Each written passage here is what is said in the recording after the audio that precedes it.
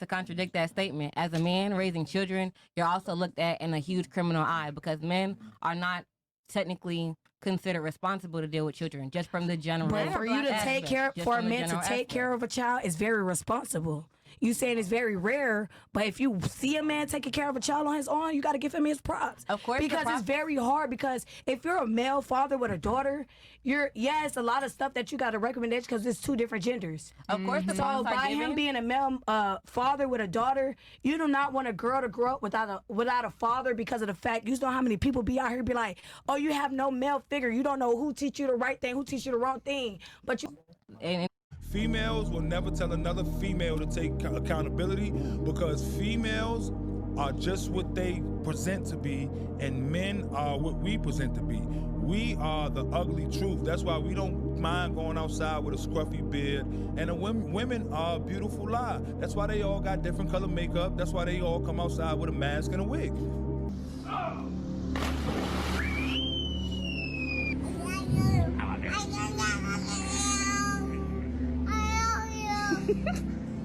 What's up, everybody? My name is Thomas. Welcome back to the Lukewarm Mess. On this episode, we're going to talk about single fathers, since I am one. For those of you that don't know my story,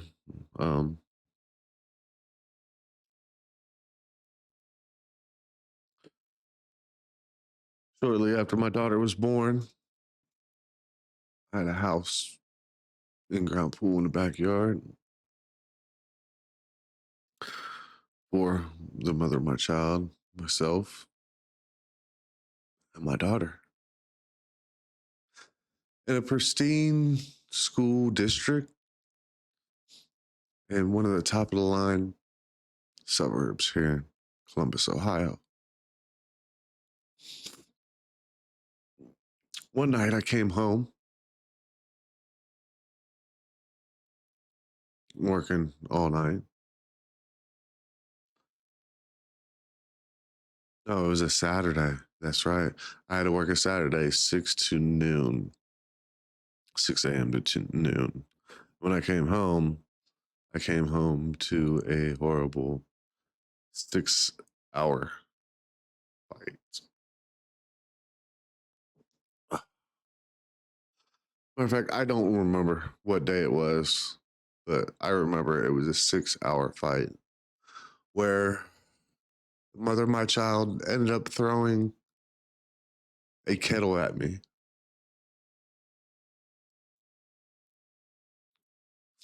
Let's rewind this. Back in my late 20s, I worked at a strip club as a bouncer, as a side job. Well, that side job ended up turning into a full-time job because one thing led to another and blase. When I say it came to a full-time job, I ended up becoming a manager at this club. And that is the time where I met the mother of my child. We had fun for 2 years, and at the end of the 2 years, she came pregnant. And during her pregnancy, I was there through the whole pregnancy, every single doctor's appointment.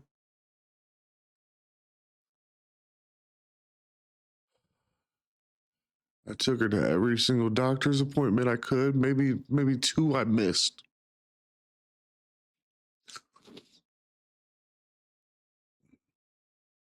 I wasn't the greatest person. I wasn't working at the time because I ended up losing my job at the strip club because one owner sold it to another owner, and one thing led to another.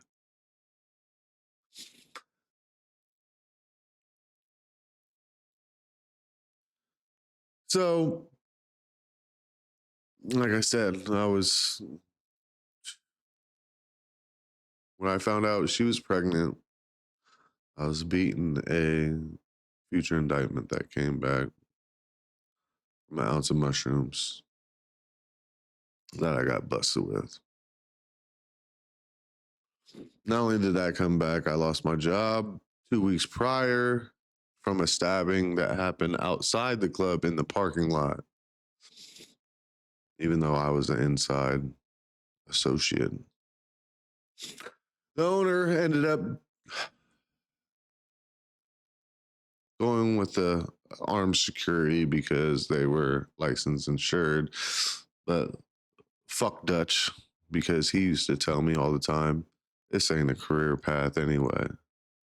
But the two people he replaced me with are still there 12 years ago.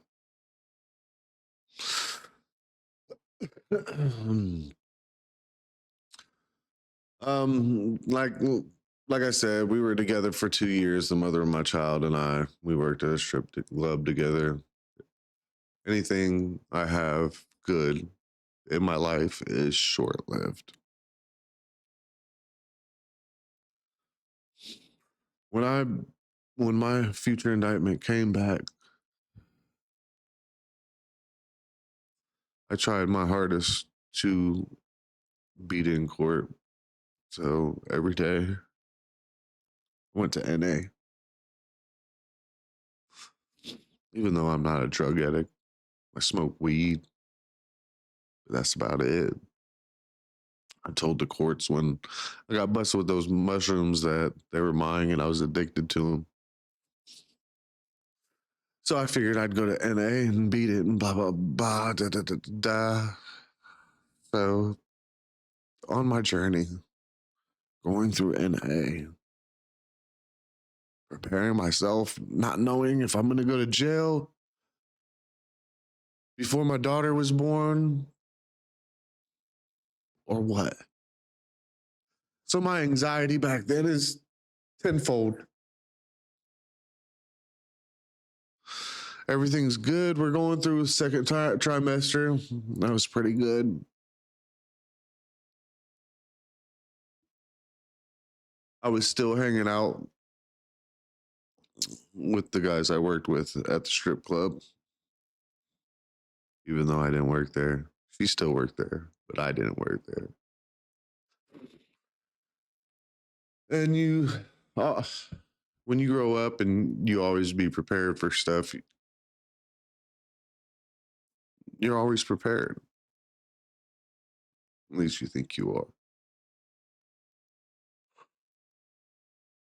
So at one point in time, they put the doctors put her into the hospital for bed rest.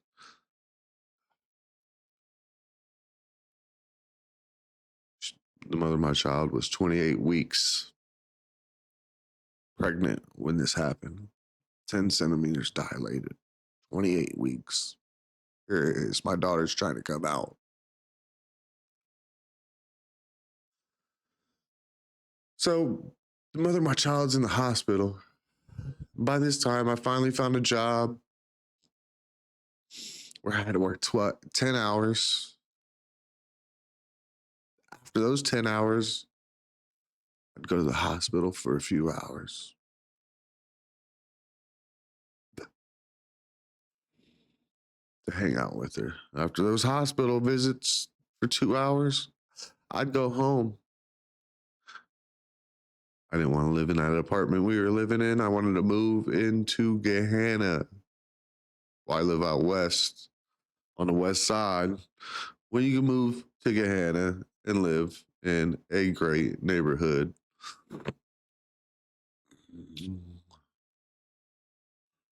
So after the 2-hour visits, I'd go home and clean stuff up, box stuff. I do this for every day. One day she calls me, hey, I'm at the hospital. I'm really, really hungry, blah, blah, blah. So I go to Speedway after work, get a whole bunch of snacks.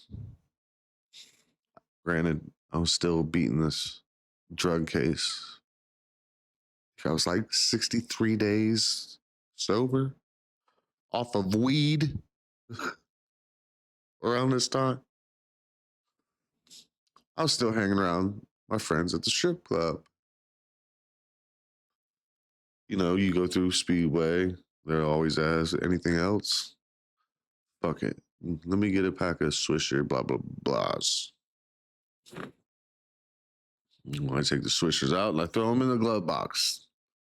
Forget the receipt in the bag.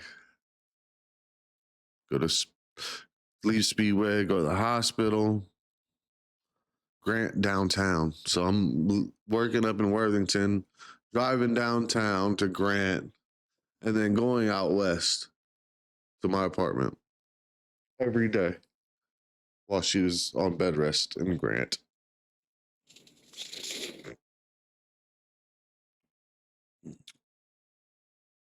I go deliver this bag of snacks thinking I'm doing good. She looks at the receipts, sees a pack of Swishers. Granted, I'm 63 days sober off weed at this time. She looks at the receipt, looks at me. You fucking drug addict. Granted, this is a stripper I met at the strip club 2 years ago. I don't give a fuck if she was a goddamn manager. She was still a stripper at a strip club where her drug of choice was cocaine. Mine is and always will be marijuana. Even the drug I got busted with. Even the drug I got busted with. And I was on future indictment with mushrooms is less lethal than the mother of my child's drug of choice. So like I said, oh, I'm a drug addict because I smoke pot. Well, for months, we're fussing and fighting in and out of each other's life, you know, because she's pregnant and she's going haywire because of the emotions. And I'm just trying to be there for my kid.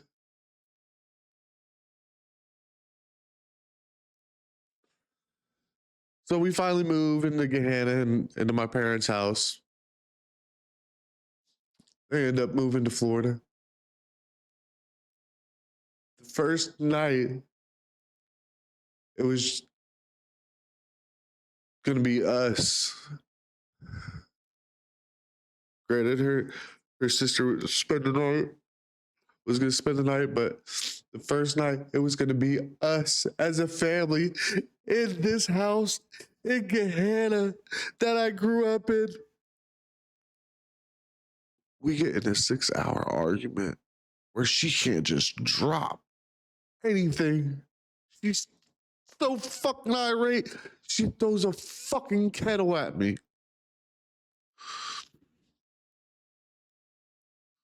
Granted, for months, she was in and out of my life. Every time we get in an argument, she'd go run to her parents' house. This night, after she threw the kettle at me, I told her to leave. Told her she couldn't have any of my cars that were in my name, but she has to go because I am not dealing with physical violence.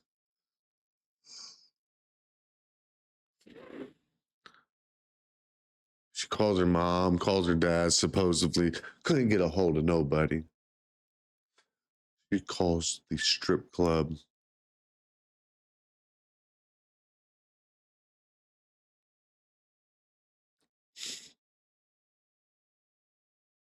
She calls the strip club for help.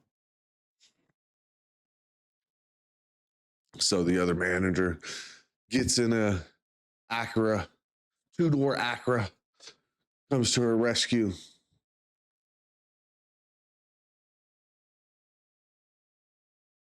soon as this bitch gets here, mother of my child, I want everything out of my house. I want everything out of my house now. It's like fucking 12 o'clock at night. Bitch, I just want you to leave for the night. So I'm tired of fussing. I'm tired of fighting for 6 fucking hours.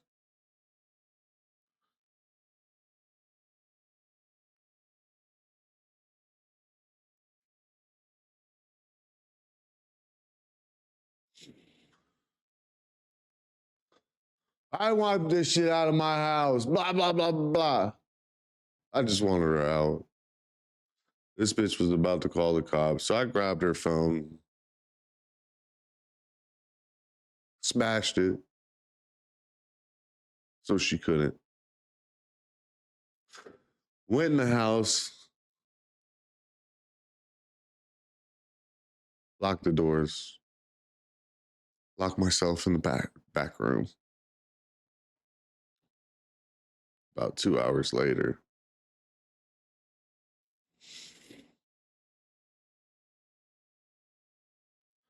cops show up.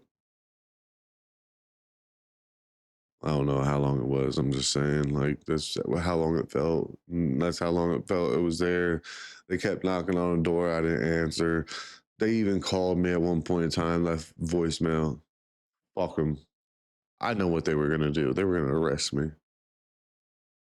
Just to get me out of the situation. They were going to detain me. I already know. Gahanna cops. I grew up there. They know me as a bad person. So finally, she leaves.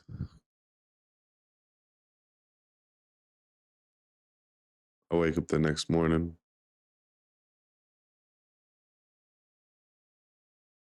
I hear all this commotion. What the fuck? So I call my friend down the road. Hey, man, I hear something going on, blah, blah, blah. Calls me back. Get out of the house. Get out of the house right now. I'm calling the cops.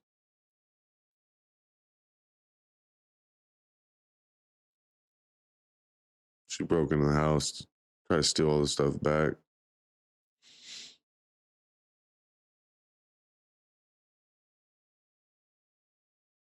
Shit was a mess.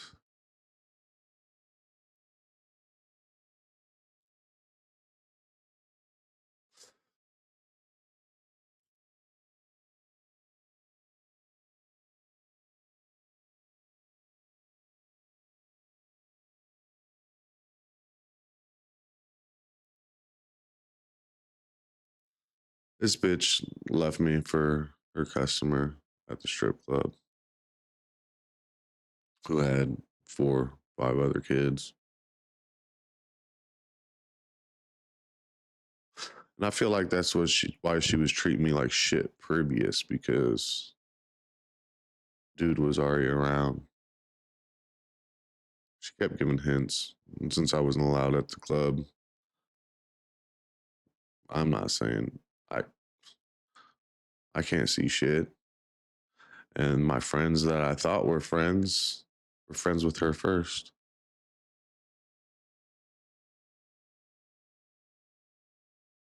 So they didn't tell me nothing. The only thing somebody told me is, she's letting some other guy drive your car, right? Because she had my newer car.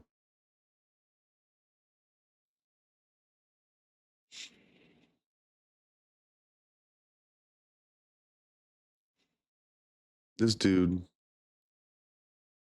her new boyfriend, tried to run me over in the parking lot of my apartment complex when they were leaving one night.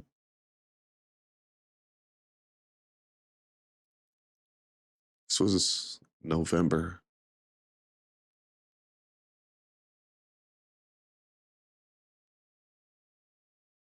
2014, I believe. 2013, November of 2013. Oh, 2014. November of 2014, he tried to run me over in the apartment complex in my car. I still got the video of it somewhere.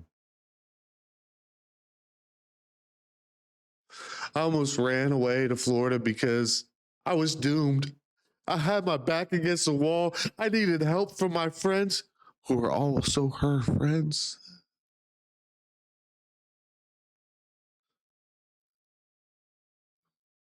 Bros before hoes, huh?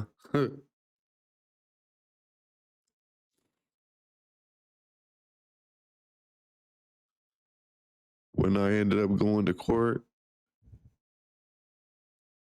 nobody came. I'm a single dad. I have no family in Columbus, Ohio, let alone I have one friend.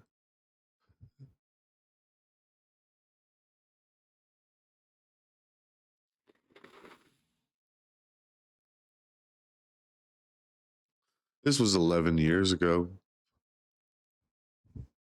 Why are you crying right now, Thomas? If it was 11 years ago.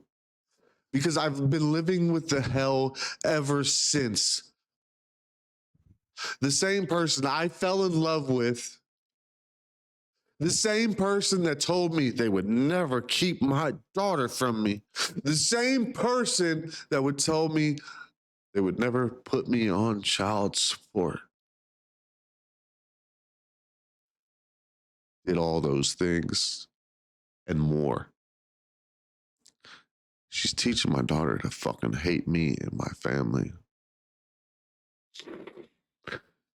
She's making my daughter believe that the grandmother that is dead had a better relationship with her than the grandmother that is alive. And the grandmother that was dead was fucking bipolar as hell.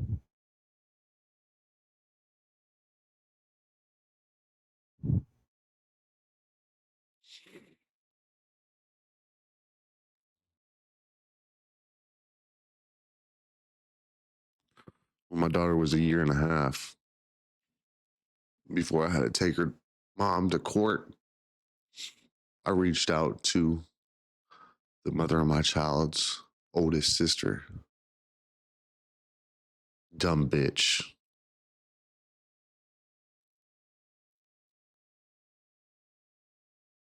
You know what she told me? Blood's thicker than water, Thomas. You're talking about a child that's my fucking blood. My only blood in Columbus, oh fucking Ohio.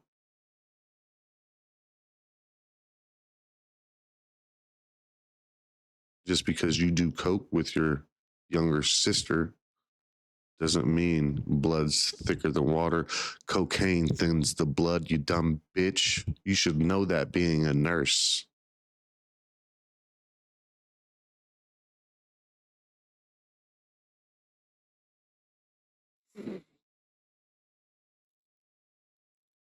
I live in fucking hell. My daughter is being raised by Regina George in the fucking plastics.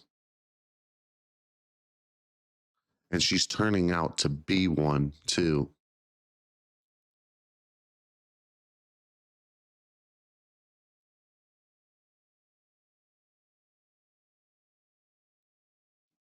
It's not that I hate my life, because I love my life. I could probably write a book from the shit I've been through.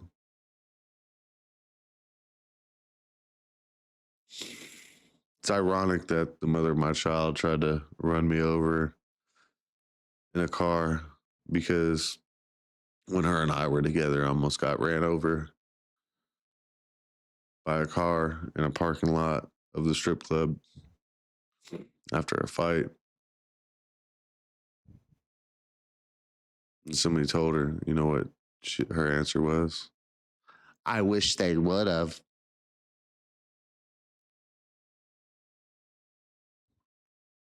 I don't hold any will against her. I just wish I didn't have to live in this fucking hell for many years. My daughter's 12. And I feel like the mother of my child only put her on ADHD medicine to fucking brainwash her. She was my best friend before all the medication.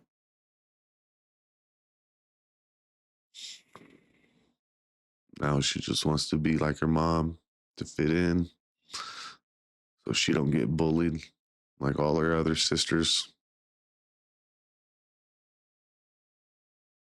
Yeah, because the mother of my child is the second oldest, but she's the biggest bully. Her and the oldest sister, they bully all the other two sisters. I hear it from my daughter all the time. One point in time, school thought Kelsey was being bullied. Guess who got the blame? Me. They always look at the guy. They never look at the fucking woman.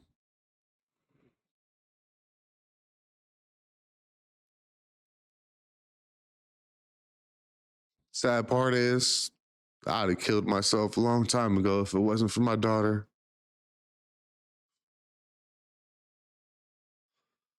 Feel like she saved my life.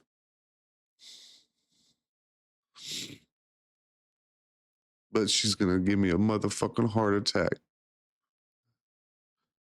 We got in a huge argument this morning.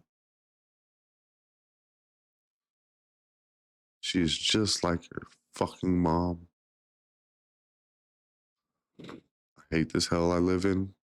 It's Thomas with Lou Moore Mess. Love y'all.